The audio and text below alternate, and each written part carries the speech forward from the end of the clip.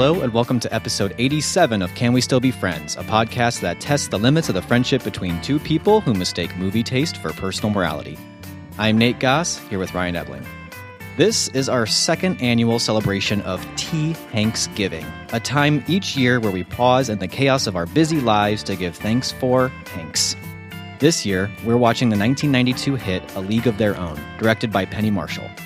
I've seen this movie before, but it's the first time at bat for Ryan.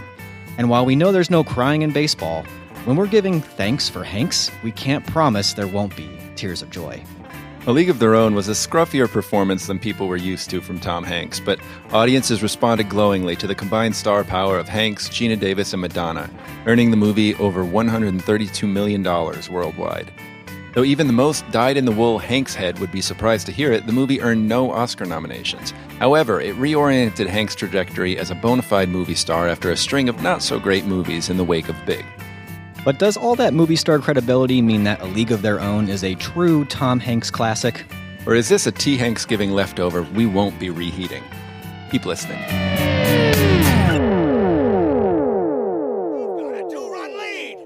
Let the tying run get on second, and we lost the lead because of you. Now you start using your head. That's that lump that's 3 feet above your ass.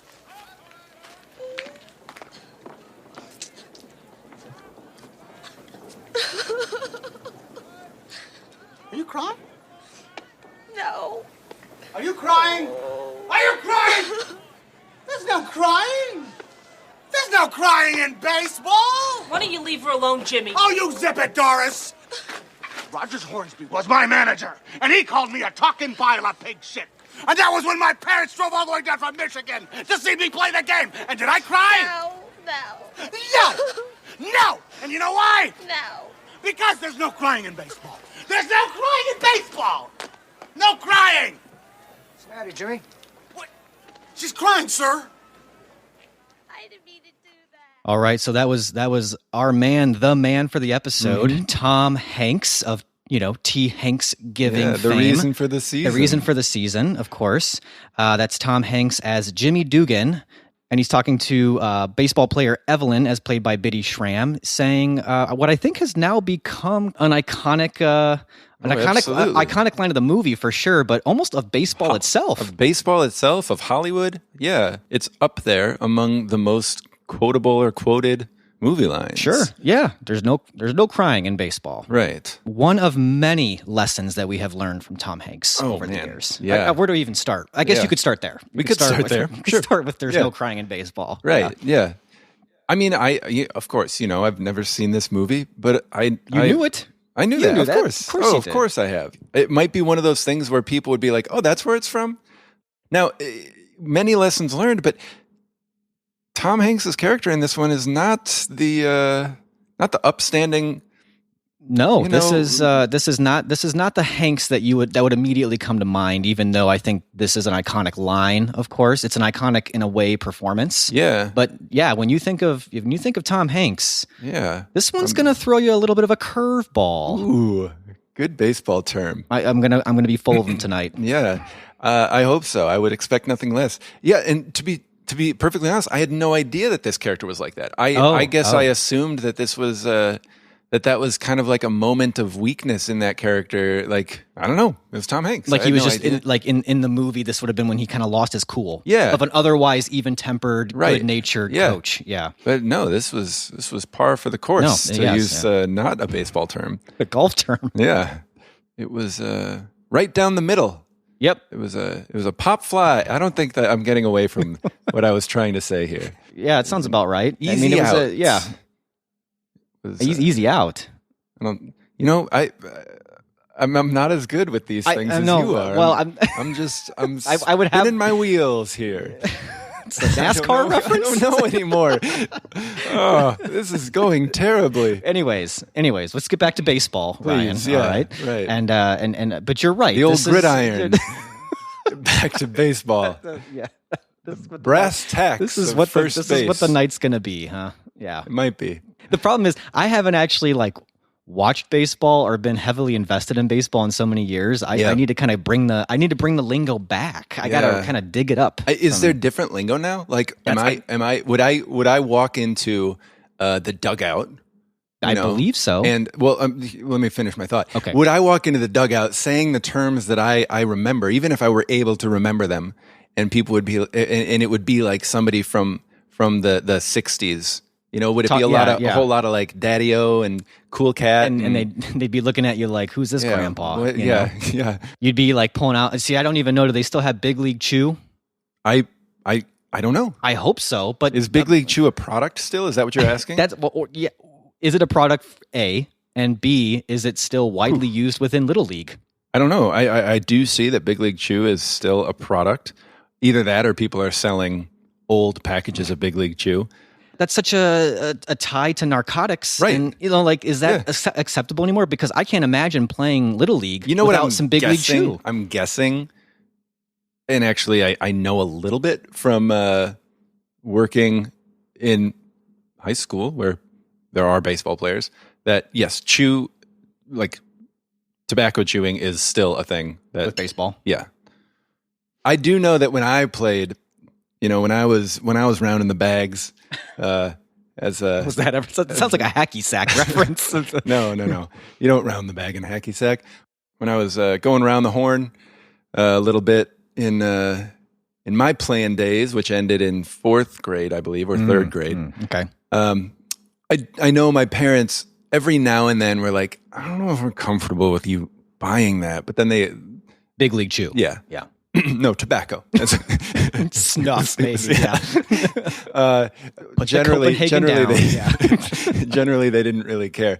But yeah, it is as like, we talked a lot about being dads last time, but as a dad, if my son kind of like ripped open a bag and stuffed Big League Chew in his mouth, I'd be like, that's weird. I don't like that. Yeah. Exactly. Even though it's, it's shredded bubble gum, but it's basically, yeah, shredded to look like what?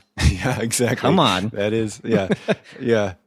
What were we talking about? Well, first of all, we need to get back to just Hanksgiving. Hanks. I didn't forget that we were talking about Tom Hanks. We couldn't. And, I saw that today you posted a great a picture of a book on our Instagram of Tom Hanks. Now, did you own that? What is that book, by the way? What is it? I got that. That was at the library. I was at the library, and it was like just on display. This by the divine intervention. Yeah, like on display by the new releases. I'm imagining it with like gleaming light on it. I had to ask the security guard to remove it from its display case.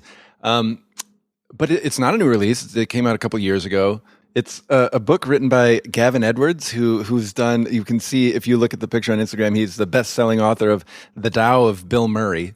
Okay, so yes. So this book, it was like kind of a biography of Tom Hanks, and then the 10 Commandments of Tom Hanks.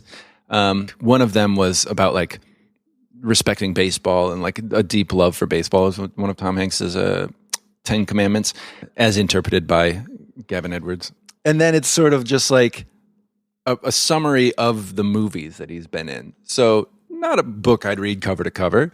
Sure, but to flip through and it seems fitting as a celebration. Yeah, Tom Hanks, absolutely. Leaning into the already sort of understood reputation of the celebrity, Exactly, yeah.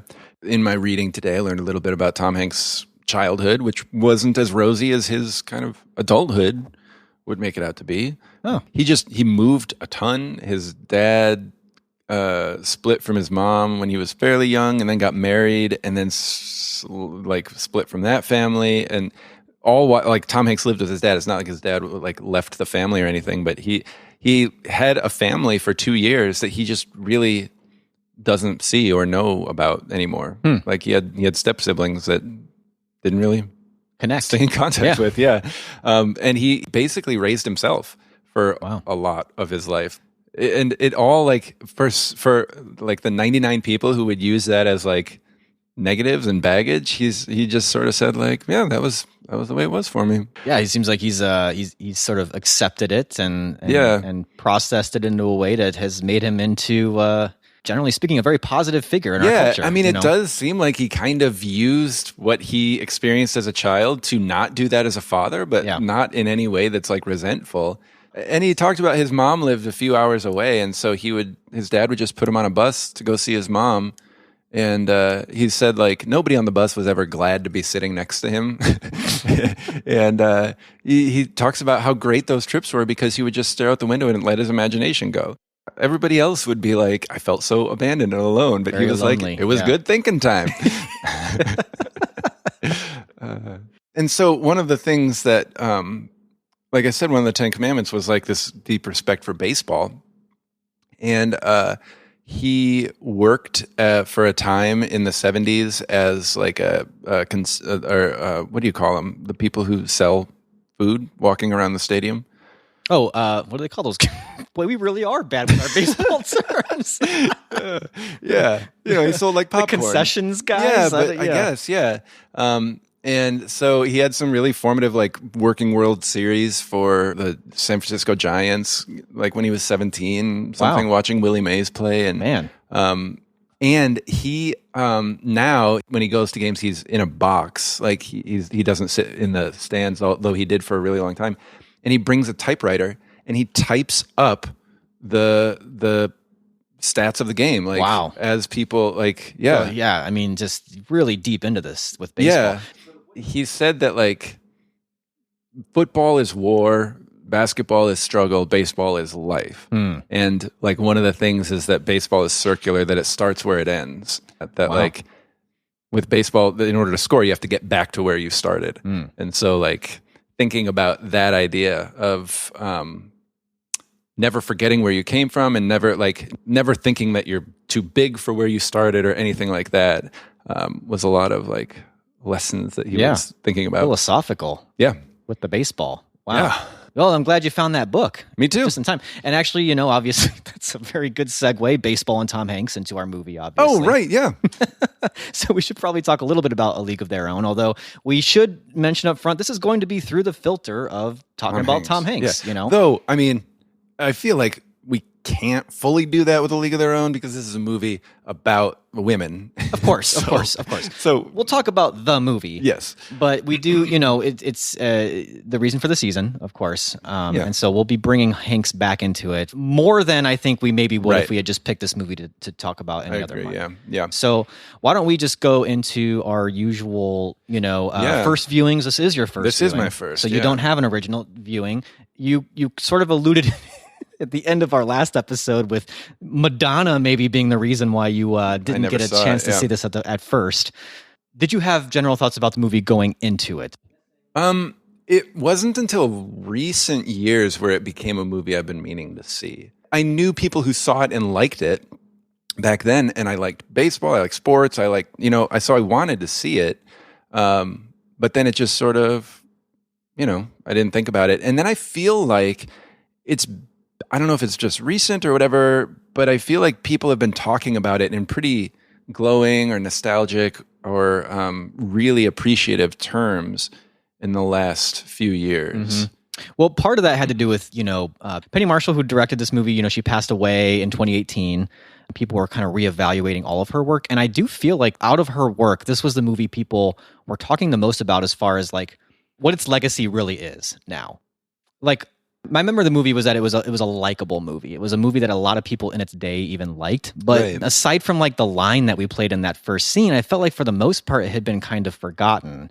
When you started seeing these reevaluations, you were seeing more women writing about movies, and a lot of these women writers and critics were explaining how important that movie was to them growing up. So anyways, I can talk a little bit about, my first viewing. I had seen this actually in the theater when it came out. It was a very mainstream movie, and my mom just liked to take us to the popular movies. Yeah. And it was a popular movie. And my mom liked Tom Hanks, And and I forgot my mom also really liked Madonna too. So, so there was a lot of appeal factors for us to go to this movie. And I saw it in the theater, and I remember liking it quite a bit, And I watched it maybe a few times later. I feel like it was on TV a few times. I would watch it on VHS if it was rented once or twice, maybe.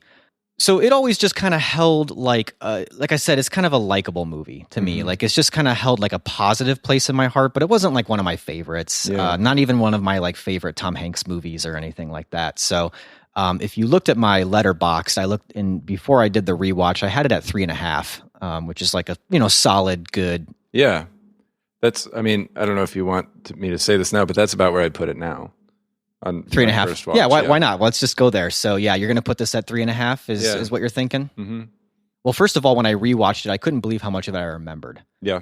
And I think I would put it at 3.5, maybe 3.5. It's a pretty solid movie. It's a very by the numbers movie. Mm-hmm.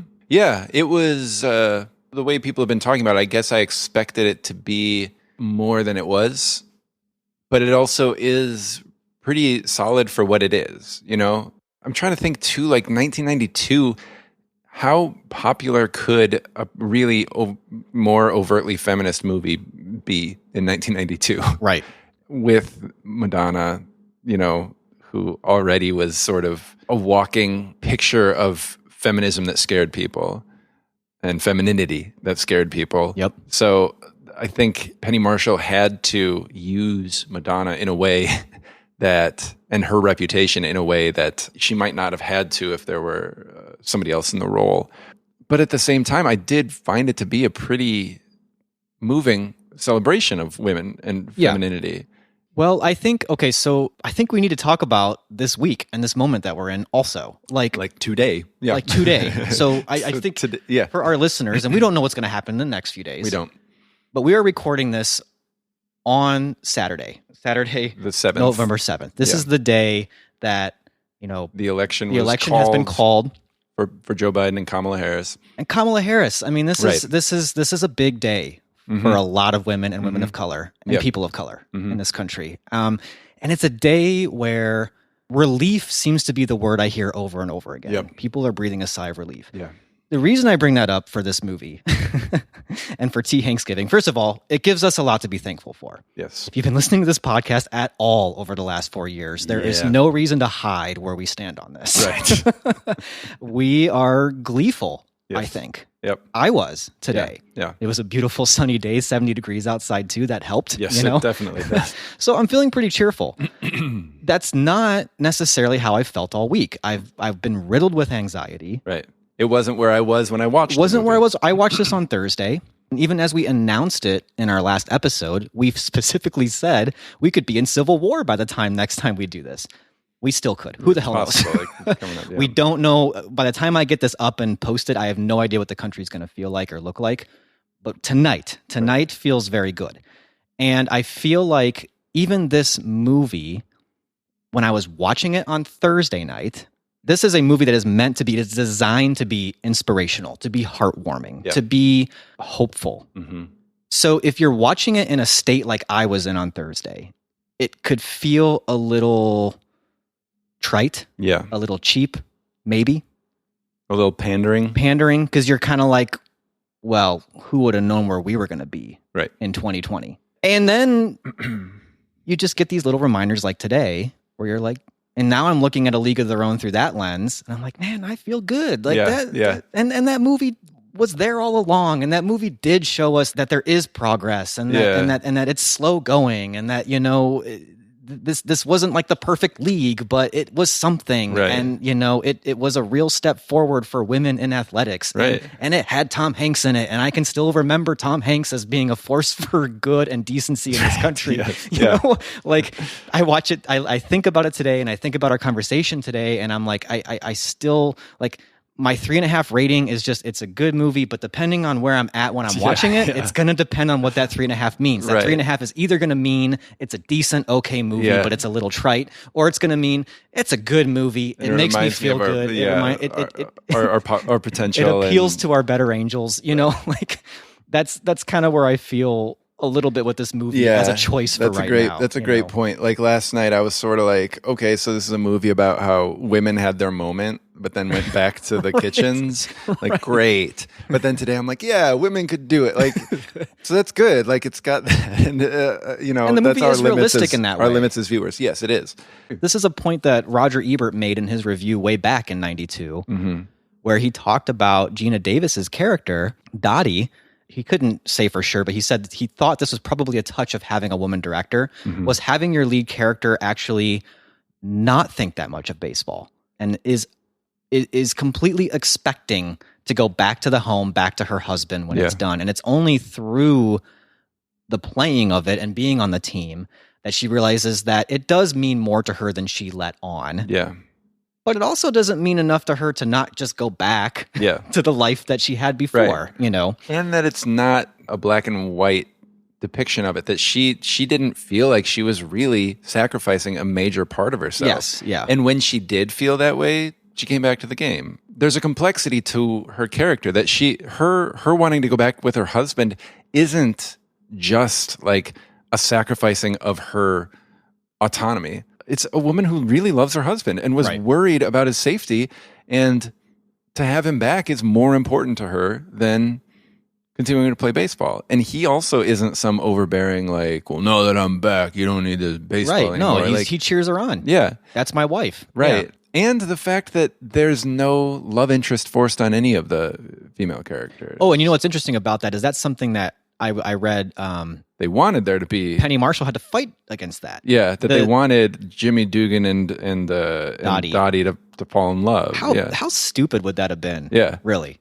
And like that they can have meaningful conversations together where he respects her opinion. And it's not that he even like was, again, a caricature of a misogynist. He just was a baseball player who didn't know how much these women knew about baseball. Once Dottie shows that she actually knows what she's talking about, he respects her for it. And it isn't a big moment. Like, it's not any major like downfall. It's just somebody, you can be a man who's flawed and very easily accept the input of a woman. Like, right. And like that conversation where he actually kind of calls her over and asks her, and they on the bus, they have a talk. He values her as almost a peer in that. Listen, when Bob comes back, are you going to keep playing? Oh, no. You could just quit like that? Sure. Because you play like you love it. No. Does he know how good you are? Bob, No, Hitler. Yes, Bob. how good am I? You stink. You're lousy. You're only the best player in the league. You don't know that? Well. You ever been married? Well, let me think. Yeah, twice. Any children? One of them was, yeah. But truly, in like movie making terms, it's a refreshing normalizing of male-female relationships. Yes, it's pretty tempered in a lot of ways. Yeah. I even think in the sense that the Jimmy Dugan character, he has it's a little bit of a transformation. It's not that huge. Mm-hmm. Like, he doesn't all of a sudden become ultra passionate about this league. Yeah. He just sort of like realizes, like, I don't mind giving my attention to this by the end. And also, like, we better make it to the World Series because I hear I get paid more. Right. You know, like, and that's near the end of the movie. Like, Yeah. he's definitely had a change. He's turned course. Yeah. But he's not all of a sudden some kind of like fighter for women's rights or Right. like feminist, like, you know, Like, how many other movies would it have been where like he was keeping that a secret from them, and then somebody found something and they're like, what's this about you getting paid more? You're only in this for the money? And he's like, no, it was at first, but now I see. Like, no, it's not. He is in it for the money, and he respects them as baseball players. And the one guy they do have that's sort of like the one that really fights for them, he's kind of in the background. Mm-hmm. David's, how do you say his last? Strathern? I love the guy. I really do love the guy so much as an Yeah. actor. Yeah. David Strathern, the manager, right? He's not the owner. Basically, the commissioner of the league. He That's right, starts yeah. the league. He's really the one who even though the women say at the Baseball Hall of Fame, you know, really should get the credit for keeping it going and cut the ribbon. Right. You know, But even that, he believed in it, but he believed that it could make money. yes. Yeah. At the end of the day, it was still And it does make capitalism money. at the end. Right. Yeah. Again, this is maybe what I was wishing for it to do, is to have him like believe in women so much. But it's just a very clear-eyed vision of this whole thing. The only thing that I think they played up for drama in that regard of like, who's going to want to watch women play baseball is that in real life, the league was successful right away. Yeah. It makes sense for the movie's sake Sure. why you would do that. It doesn't bother me, No, really. no. It's a hard thing for this as a sports movie for a lot of reasons. One of which is that there really is no rival there's barely even much attention to the competition. Right. It's only like 4 teams. It's 4 teams, yeah. And you don't really want to have an evil Right. women's baseball team. Right. Like there's so many factors especially in because this. they all came from the same pool of tryouts. Right. Like they were all there together and they were just happy to be on the teams. And so to have them suddenly be like, "Whoa, they do raise the stakes well by having Kit join the other team. Like Yes. that didn't feel contrived at all. And there would have been no way to create a rivalry other than through contrivance. Right. Because these 4 teams who didn't know each other before they met at tryouts and they all got on separate teams, and now suddenly, like, without having some like cheating or something going on, like Right. it just would have been way convoluted. But to continue the kind of rivalry between Kit and Dottie, that worked. And also presented a sister sibling rivalry that, again, you don't see that much in movies. To have 2 sisters be rivals, not for the affections of a man, Right. Yeah. Hey, Kit, blow it out your rear end. I am so sick of being blamed for everything that's bothering you. I got you into this league, goddammit. You got her into the league. I didn't even want to be here. Then why are you still here? Kid wants to know why she's still playing. Why is she still here? My train leaves at 8 o'clock. I got 10 minutes to pack. Well, if you have any trouble, you know who to blame. I'll see you in the World Series. Yeah, you bet you will. Don't look at her. Don't look at her.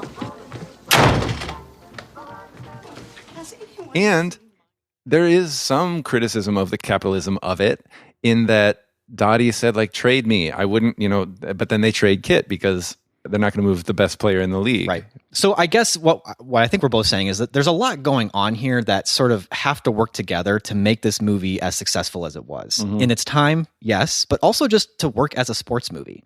So to work as a sports movie when you don't have a rival, to just kind of make it so that the actual endeavor itself of women's baseball, that's the challenge to overcome. And I think the movie does a pretty good job of that. I mean, it's interesting too, because, you have the sort of touchstones of a baseball movie with like the montages that show them doing well. Definitely. But the montages are just that the crowds are getting bigger. Right. And I'm guessing they are winning, I guess. Yeah. But you don't really care that much. It's more about the plays. Like they really are playing great baseball. You know? That's the thing. Yeah, that's another thing. That this isn't like a zeros to heroes thing. Like this isn't a team that Jimmy had to pull together. Right. It was a team that was just good from the outset. Yeah. But they were good despite him. Right. Because he wasn't doing anything. Right, exactly.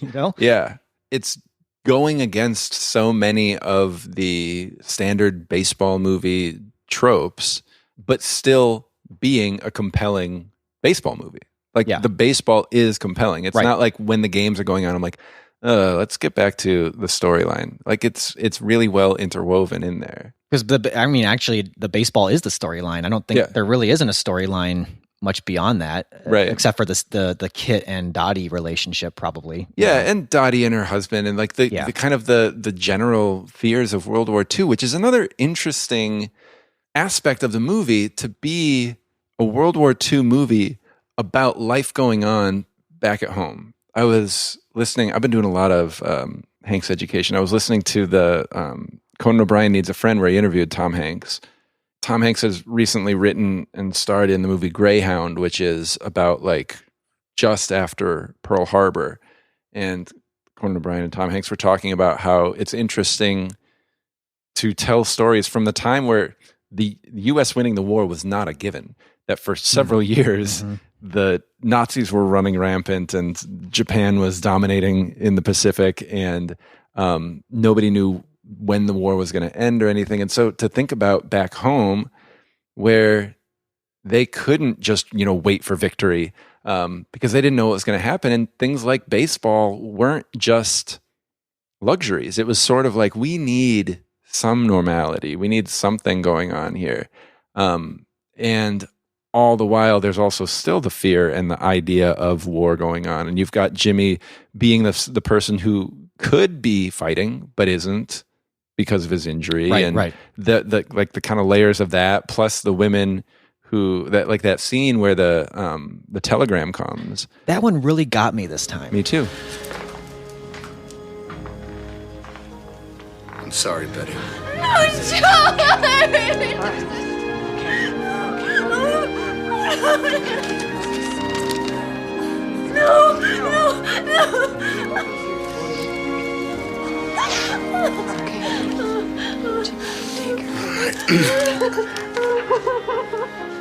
It's okay. It's okay. So what I thought was going to stand out about that scene to me, and I wrote it in my notes. That's wartime Tom Hanks, and I said wartime Tom Hanks is all the Hanks we need, because he like steps up there. Like Jimmy is like, this is not okay what you're doing when the guy wants to just leave with the telegram because he doesn't have a name on it, and he steps up and he is heroic. But then the scene rightly became about the women. It's not a subtle scene, but it works. And it really is about the women, like you said, because the camera is squarely on the women. It's not looking at Hanks the whole time, making this sort of judgment call and really wrestling. I mean, no, it's not about that. Once he picks up the telegram, it's on the women. Yeah. Like it's on their faces. And it's moving across, and you as a viewer, is it going to be Dottie? Is it, who's it going to be? And so the focus is on them. And then even after the news is delivered, I think Hanks gives a pretty understated performance of just consolation to the best that Jimmy Dugan can. Right, Jimmy Dugan is not someone who's going to all of a sudden be this really nurturing consolation to anyone. Yeah. He's going to be able to give you a hug, and that's going to mean a lot from Jimmy Dugan because that's a lot for him. Because he's also pretty much 100% honest. The reason a hug from Jimmy Dugan is going to mean something is because he wouldn't if he didn't mean it. Right. Like he tells the owner of the team, I'm not drinking anymore because I don't have enough money to drink. Right. And once they started paying him, I wanted to believe in Tom Hanks so much that I was like, wait, I thought he said he was done drinking. Kelsey was like, he said he didn't because he didn't have money. I was like, I thought he was just telling a joke. There is, I do feel like I had my eye more on how much of this is the player's story. Mm-hmm. This is a movie about these women. Yeah, because I really thought it was a Tom Hanks movie. Yeah, and you notice he's second billed. Yeah. It's Geena Davis's first build, and then it's Tom Hanks, and then it's Madonna. Yeah. Like, I guess my assumptions about this movie is that he was the person trying to pull a team together. Mm-hmm. And that he was getting these women together and he was going to like whip them into shape and make a team. I mean, not at all. It's totally about the women and their abilities and this guy who, if anything, gets in the way. And I will say, it's a pretty funny performance. It is. He basically did a peeing scene before Austin Powers did. He did, yeah. Which was all Penny Marshall. Was it really? Yeah. The sound was like more or less captured live. She just had a hose. Okay. And she was in charge of turning it on and off. And she didn't tell him how long it was going to go. And so it was her decision to have it go as long as it does, like comedically long. But then it was up to Tom Hanks to sort of hang over drunkenly, act like he's peeing for 50 seconds. The comedy often comes from him being drunk, like the way that he tells them to get back on the bus. Yeah. We might just have to play the clip because I can't do it. No. It is so... Because nobody's got a Tom Hanks impression. Oh, God, what the hell is going on? Why we stopped? Lou quit. Who's Lou? The driver? A car could have came by me. Hey, come on, you girls. We got dinner. What? Get on a bus. What did he say? Is that English? You can barely make out what he's saying. Yeah, right. But it's so passionately drunk, and angry. Yeah. He is the source of a lot of comedy, but there's also, John Lovitz, his one-liners, they're great. Killed me. They're great. The whole time. He's the only cow stuff is amazing. Yes. It's incredible. Did you tell the cows you'd write? It's like, you see the grass, don't eat it. Yeah. See, the way it works is the train moves, not the station. So go ahead. You go ahead. Well, I was just going to talk about Tom Hanks' performance. The comedy is pretty broad from him. Like he almost looks like Popeye sometimes, like the faces he's pulling. But it ends up working. It ends up hanging together. And he said, again, my independent research, he took this movie because he'd had a bunch of bad ones. So where is this in the Tom Hanks chronology? I think you'll be surprised to see what came before this. So 1988 was big. Also directed by Penny Marshall. Yeah, this is the second time he's working with Penny Marshall. Right. Yeah. His biggest hit. This is after Turner and Hooch, though. Yeah, so it went Big, then it went Punchline, The Burbs, Turner and Hooch, Joe versus the Volcano, The Bonfire of the Vanities, Radio Flyer, and Tales from the Crypt, a TV. He Wow. did a Okay, so TV. of all those you just named, I've only seen, even still, Big and Turner and Hooch. Right, me too. And so he wanted this movie, not like, all right, I'll do it. But he said, I have to do this because Penny Marshall again, and I need to get back on track. Yeah. The vision for his character was a much older character, and he and Penny Marshall worked out. I did read how that, to make yeah. it like a 30 in his 30s. Like, this isn't a guy who's washed up. This is a guy who's Injured. been cut short. Yeah. And so he fought for this role, and he knew it was something outside his not necessarily wheelhouse, but certainly outside his type. And I mean, who knows? But the next movies are Sleepless in Seattle, Philadelphia, Forrest Gump, Apollo 13. Wow, that is a string right So there. That is a hell of a string. He Wow. went back, and then Toy Story. Yeah. So if he knew that was how it was going to go, I don't know, but he definitely knew that he needed to change something up. Yeah. And he does Tom Hanks' performance up. Like, as much as Jimmy's a piece of shit, he's likable right the whole time, but in a way that makes his shortcomings way more acceptable. Mm-hmm. So they can kind of go further with his drunkenness, with his like, it could have played where he was abusive, like he was evil. And even in the light of 2020, post Me Too, like all that stuff, he doesn't come across as someone who's disrespecting or manipulative or predatory or anything like that. Even though he kind of has this, there's like a lot of implied like womanizing that he does. It's never seen, and it's never aimed at anybody. It's not like he womanizes because he disrespects all women or something like that. Like, yeah, he doesn't even really form an attraction to anyone on the team or flirt. And I was thinking, because you're talking about Tom Hanks specifically in this movie, another way that you really know that this is really a movie about the team and the women in the team, he doesn't even really get an exit. They're getting on the bus, the movie goes on, and then you eventually get to the Baseball Hall of Fame, and you just get the timeline that he died in like the 80s. That was Bob, huh? Yeah. Nice guy. Yeah. Yeah. Hey, Kit! Lay off of those high ones. I like the high one. Mule! Nag!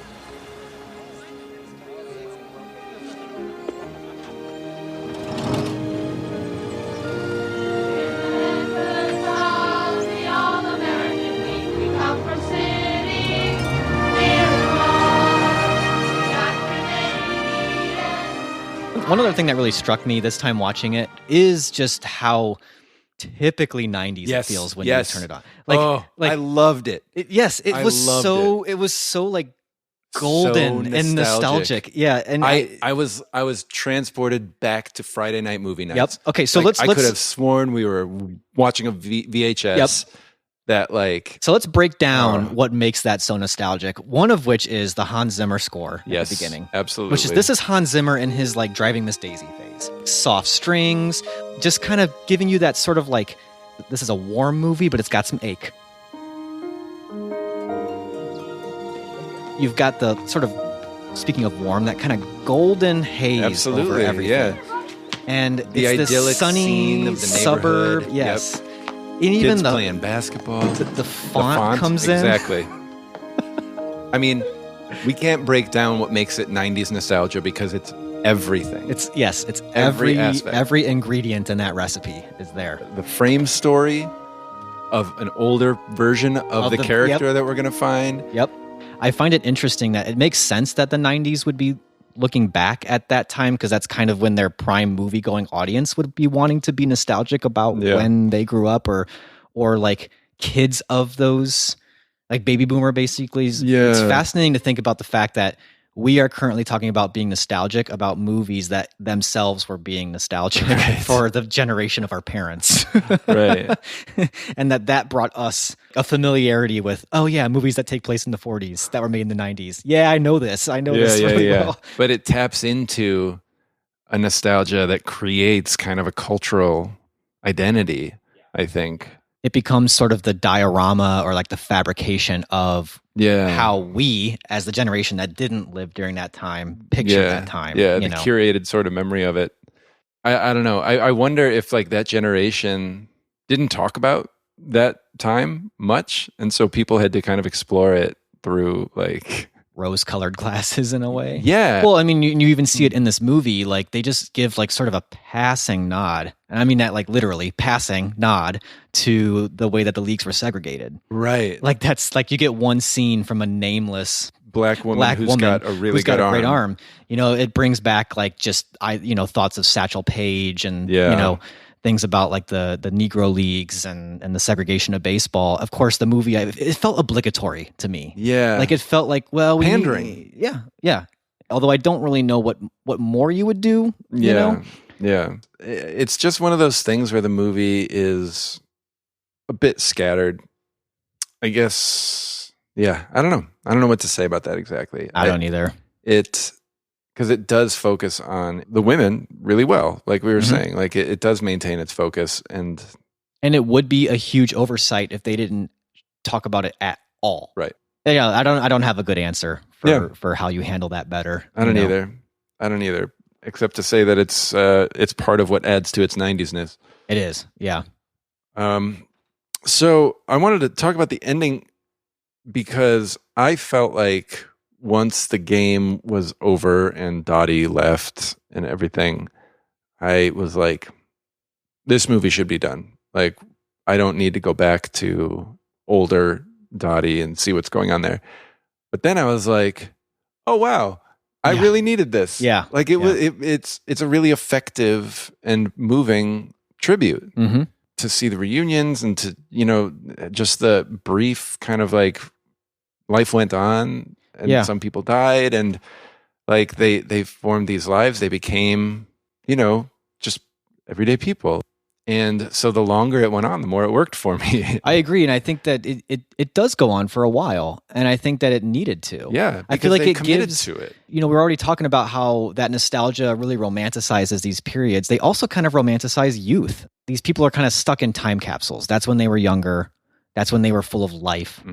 And then it was over. And then the movie really just says, no, it was never over. And these are still thriving women, I don't know why it's a weird connection to make, but it kind of reminds me of the very different movie, but like the ending of Schindler's List. I was thinking that too. This is history of people who are still with us. Right. And that because these people are still with us, isn't it amazing we have them? Isn't it amazing that they're still here and that we can get these stories and we can actually like talk to them about what it was like to do this and build memorials around them and let them have these moments of memory, That was my thought too. I mean, obviously a very different movie, a very different effect, but it's 1 year later that Schindler's List came out, and it's doing exactly what you're saying it's doing. And even then, like the during the credits baseball game. Yeah.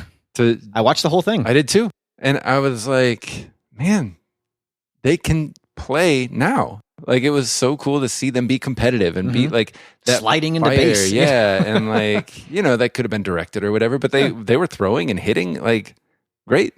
But it was only as I saw that it wasn't ending that I was like, oh, we're still going on. But then like pretty immediately I was like, oh, wow. Yeah. Yeah. And to commit to it, to not show that for a little bit and then go to, cards saying Dottie Hinson went on to blah, blah, blah, or, whatever. It's a substantial part. What is it? Look at her. Hey, Dottie? It's Dottie. hey, Doris. Dottie! Oh. May? All the way, May? Gee, you know what's got me that since Last night. Oh, come on. I'm a married woman now. Yeah, about 8 times. Hey, girl. So, and then I was going to ask you how you felt about Geena Davis as sort of the. I thought the Geena lead. Davis was great, and I did too. And I don't know. I really like Geena Davis generally. Well, but see, I don't think I feel like I've seen much. a ton of her movies. But whenever she's in a movie, I'm like, yeah, she's great. And we need to mention, if we're talking about like women in film and everything like that, Geena Davis, her recent focus hasn't been acting, but since 2004, she started the Geena Davis Institute on Gender and Media. And she works through that organization with people in power in the entertainment industry to increase the presence of female characters, specifically in media. And she launched a film festival around that and has produced movies. So her focus hasn't been on acting, but it's been on expanding the role of women in movies for the last 16 years. Wow. So she's really working to make a difference, you know? Good. And she's great. I mean, in this movie, it's actually hard to think of anyone else who could have played that role. And plays it really understated. And I don't know how to say it without like resorting to sexist tropes, because I don't mean this from any sort of sexist way, but she's strong. It's just a given that she's strong. Yeah. Right? Like there isn't anything that she's strong in spite of. The reason what I'm thinking could sound sexist is because I'm thinking about in terms of likability. And I don't mean like she's strong, but she's likable, but she's just like, her strength is never a threat to her likability. Like the movie doesn't make it a possibility, and Geena Davis doesn't make it a possibility. There's not even a question of it. Do you know what I'm saying? That like, it's not like they're going out of the way to make her likable, or that I think that strength in women is unlikable, but like it could be that she at some point would have needed softening. Like there was an edge to her that needed to be shaved the movie never even hints at needing to explain itself or to be apologetic about anything. Like I'm thinking about the screwball comedies where the strong woman met a man who also needed a change, and they both changed each other, you know? And the strength of a lot of female characters in screwball comedies by the end gets tamed, you know? Yeah. Like she's strong, but she's not going to cause any trouble, you know? And Geena Davis, she never causes trouble, but she also never accepts things as they are. Well, I think it's kind of the poise. Yeah. Yeah. There's nothing wrong with this, by the way, but there's not really a fierceness to it. It's just sort of a stoic poise that she gives. Yeah. That's kind of like, oh, it's just a given. Yeah. This is a strong individual. This is someone who isn't going to be easily shaken by anybody. Self-assured. Exactly. Very confident. And this is in her character. Doesn't need to be all that vocal about it. Right. You know? So to bring it back to Tom Hanks, where does this fit in Tom Hanks' performances? Is this classic Tom Hanks? Like, is this what you think of or you would go to if you're looking for a Tom Hanks performance?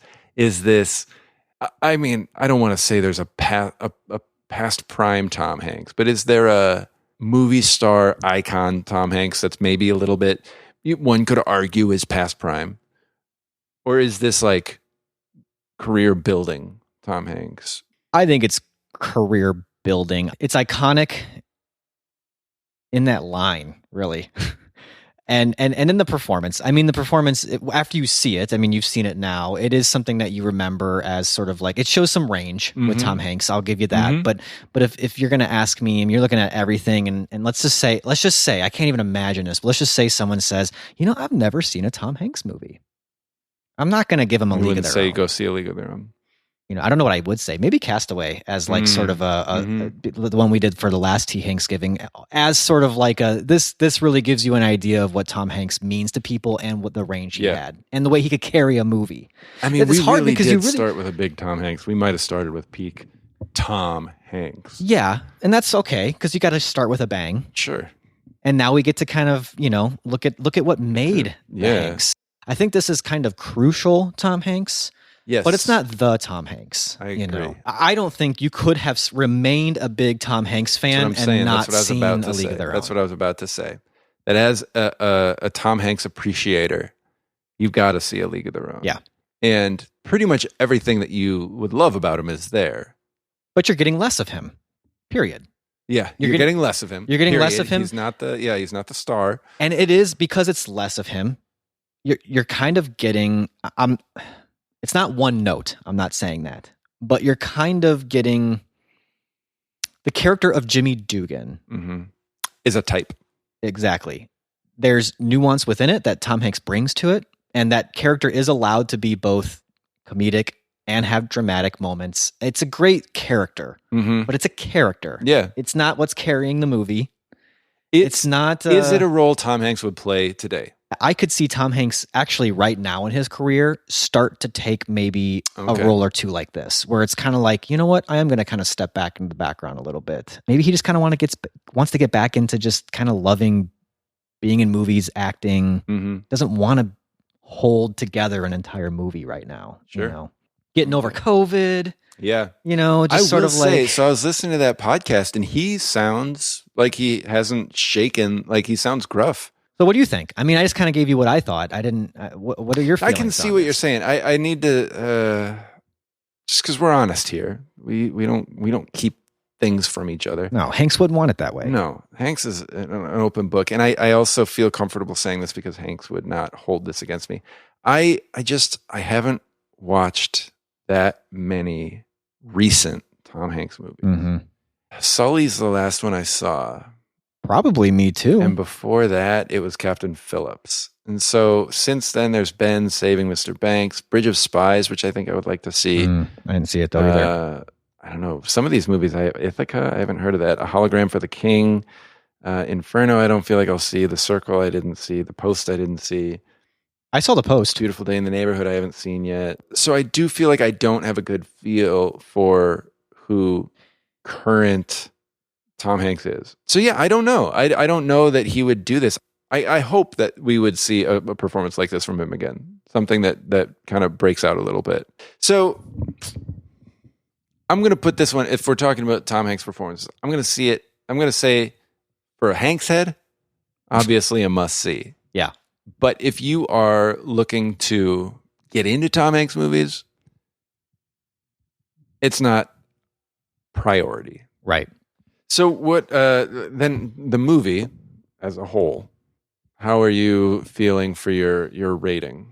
I still feel like it's a 3.5 star movie. We didn't get too much into the stuff that like, really kind of like I thought fell flat for it, but it's there. I don't think we needed to get into it too much. I feel like this is what this is to me is this is a great movie where if it's a Saturday and I'm flipping through channels and it comes up, I'll leave that on. That's a good movie to kind of have on. I think it's a great November movie.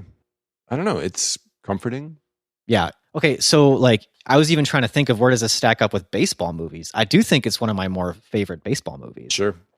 I certainly like it a lot more than Bull Durham. Gosh dang. About. I don't know what my favorite baseball movie is though, by the way. Bull Durham like the anti League of Their Own though? With how like cynical it is, you mean? Or yeah, and how masculine it is. Yeah. Boy, you've got Thelma and Louise right there, actually. You do. That's true. With Susan Sarandon having weird sex with him banging against a dresser. Oh gosh, I'd forgotten. I had put that movie out of my mind. Like I told Kelsey, so the way our conversation, just a reminder, I'm recording on Saturday, and she was like, right. And I'm like, so that means Friday we'll have to watch the movie. And she was like, oh, I forgot that's what that means. And I said it was a League of Their Own. And she was like, why do you do so many baseball movies? And I was like, we just did The Sandlot. She's like, and that other one. And I was like, oh, yeah. I had put it out of my mind. I mean, I know it's got its champions, but I think that those people are blind. To Bull Durham. Yeah. Yeah. We'll go back and listen to our episode. Dig through those archives. Listen to us slam Bull Durham, especially if you love it. Yeah. Yeah. Hopefully we'll tear that down a little bit. But so I mean, we're best buds on this. Because you're doing 3.5? Yeah, I'm good with 3.5. Okay. With like part of the impetus for doing a Hanksgiving is that Tom Hanks is such a big fan of the show. And so I want him to know that 3.5 is not his fault. It's not a reflection on him. Not a bad thing. No. Really. I know Geena Davis has much bigger things on her plate, so I don't think she's listening. No. As far as I know. But I do want to reach out to her that the 3.5 is no reflection on her either. No. One, the 3.5 isn't bad. But for Geena Davis as a performer in this movie and Geena Davis as somebody who is doing work, I mean, this 5 stars. Like, I mean, how can you? Yeah. I just don't want her to feel a negative association with a 3.5. And I don't want Penny Marshall to feel. Yeah.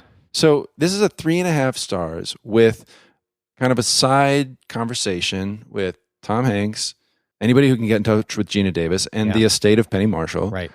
that we value you outside the movie, and we value your work in this movie. Right. And we should probably throw in there, because I don't think she's listening, but if I haven't spoken to Madonna in a while, but if Madonna's listening, it's not about her either. She's getting the money from this podcast.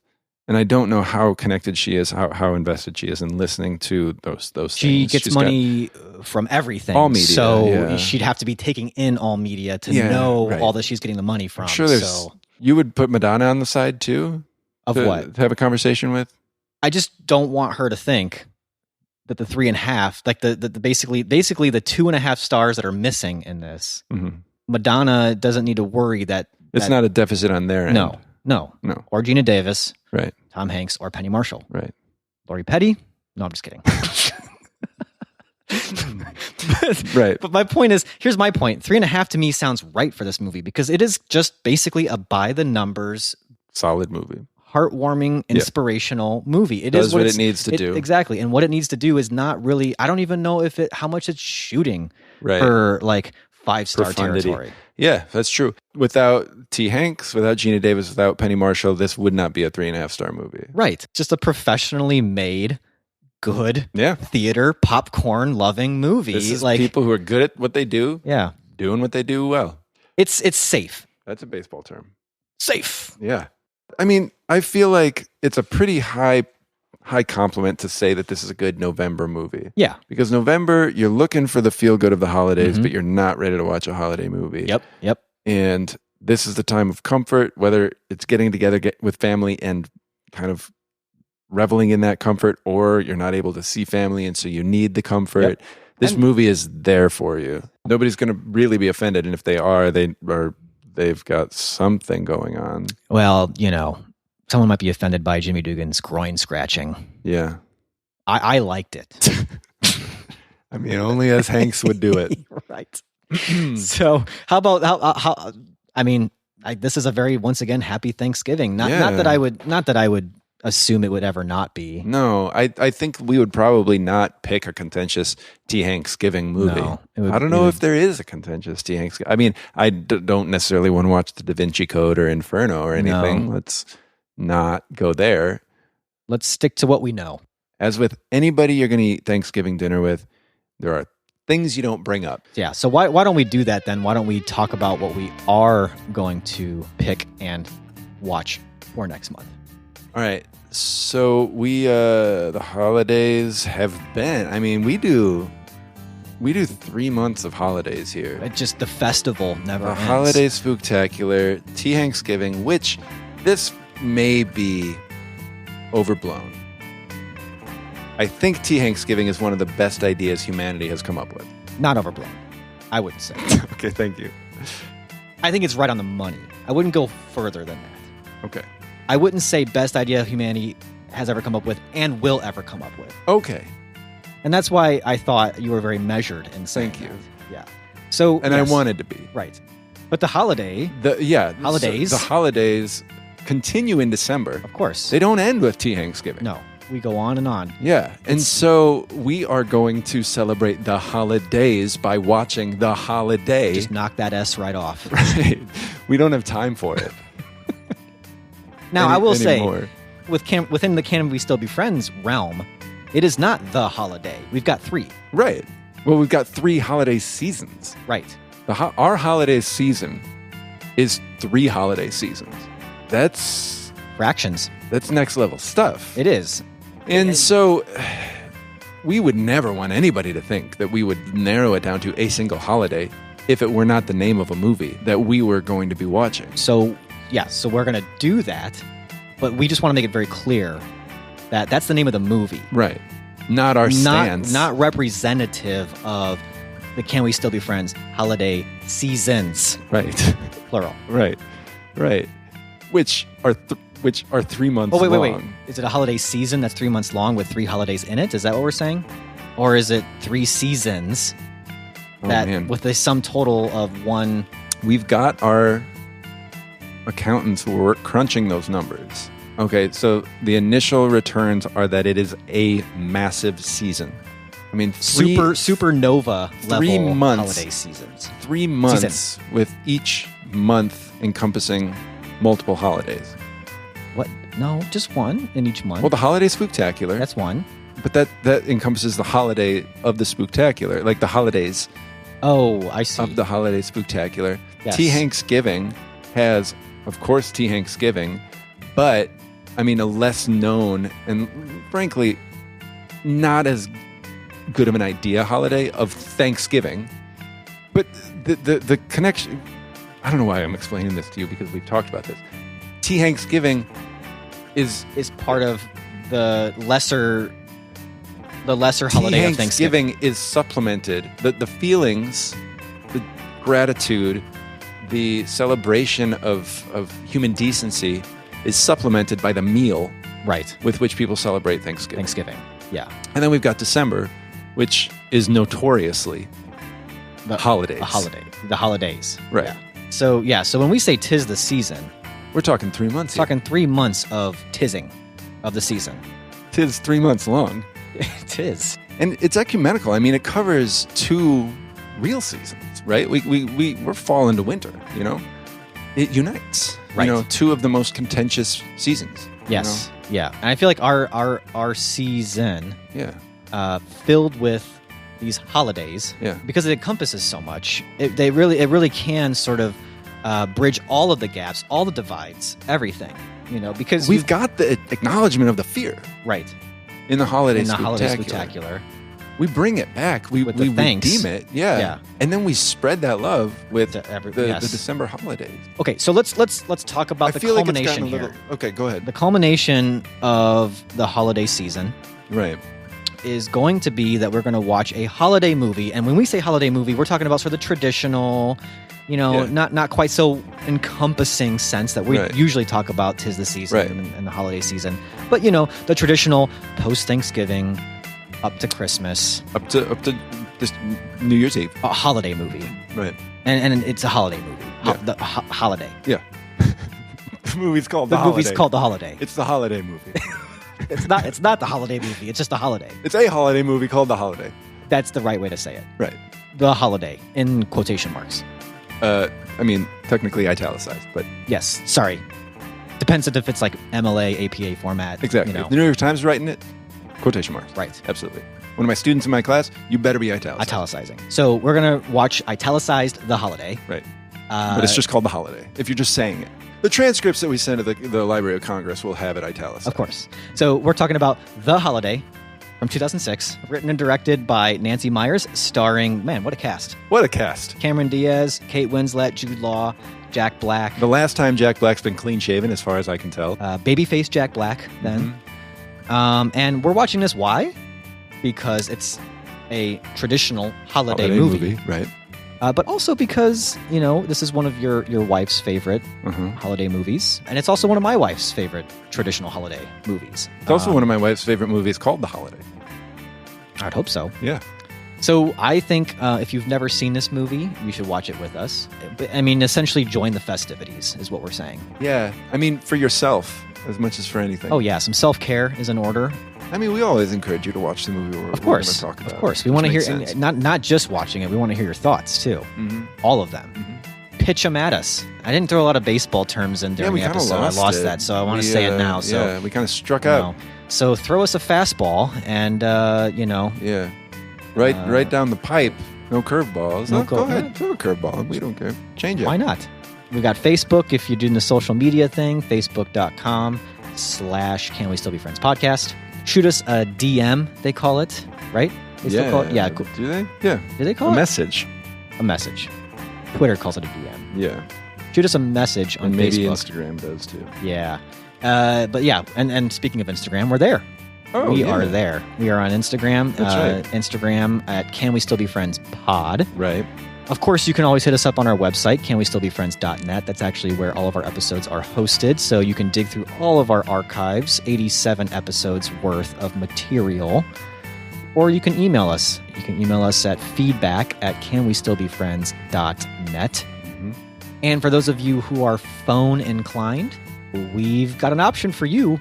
That option is calling us on the telephone. Calling us on the telephone. Yeah. We've got a Don't leave them in suspense. We've got a voicemail box. The number to call is 847-306-9532. I did not even need to look at my notes then, and I'm hoping I got it right. Great job.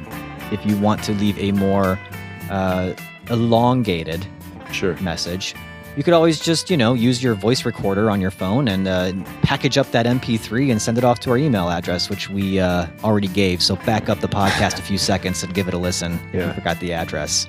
Yep. So please enjoy your tea Hanksgiving. Yeah, the rest of your tea Hanksgiving. And, lesser known, but Thanksgiving as well. Have a happy Thanksgiving. Yeah. What I like about tea Hanksgiving, though, is that it can be celebrated safely during the pandemic. I mean, that was very real by thing. design. Yeah. By design. Yeah. We wanted it to be safe. Right. No matter what. And still, we gave you all those outlets to get back to us. Let us know anything you want to tell us about your Tom Hanks experience. Yeah. We would love to hear it. Mm-hmm. And then we'll move on to the next third of our holiday season. Yeah. So 'tis the season. 'Tis the season. And I think that says it all. So thanks for listening. Yeah, T. Hanks.